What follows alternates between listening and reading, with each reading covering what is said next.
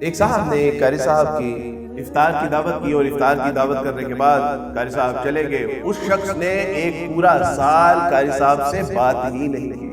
قاری صاحب نے ایک دن تنگ آ کے پوچھا کہ آپ نے آخری بار مجھے افطار پہ بلایا تھا، اس کے بعد آپ نے مجھ سے بات کرنا بھی گوارا نہیں کی، what is that؟ اس نے کہا کہ آپ نے پوچھا ہے تو بتا دیتا ہوں کہ جب میں نے آپ کو اپنے گھر بلایا تھا اس کمرے میں میرے کچھ پیسے پڑے ہوئے تھے۔ آپ جب گئے تو اس کمرے میں پیسے موجود نہیں تھے، اور آپ کے سوا نہ کوئی آیا ہے نہ کوئی بیٹھا ہے اور نہ وہاں سے کوئی گیا۔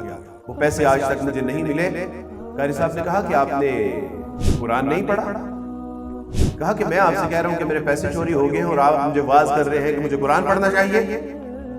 اس نے کہا کہ دراصل معاملہ یہ ہے کہ جب آپ نے مجھے بٹھایا، آپ نے فین آن کیا، آپ اندر چلے گئے، آپ کے پیسے پڑے ہوئے تھے، وہ اڑے، میں نے ان کو اکٹھا کر کے قرآن کے اندر رکھ دیا۔ خیال یہ تھا کہ آپ قرآن کو رات کو کھولیں گے، اس میں سے آپ کو امانت مل جائے گی۔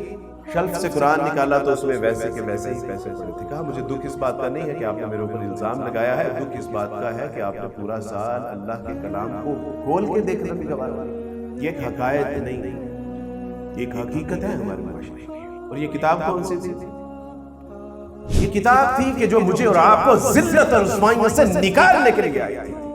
یہ وہ کتاب ہے کہ جو مجھے اندھیروں سے نکال کے روشنی کی طرف لے کے جانے والی تھی۔ یہ وہ کتاب ہر کوئی مست میں ذوق تن آسانی ہے، یہ مسلمان ہے، یہ انداز مسلمانی ہے، حیدری فقر ہے نہ دولت عثمانی ہے، تجھ کو اسلاف سے کیا نسبت روحانی ہے، وہ زمانے میں معزز سے مسلمان ہو کر اور تم خوار ہوئے تاریخ قرآن ہو کر۔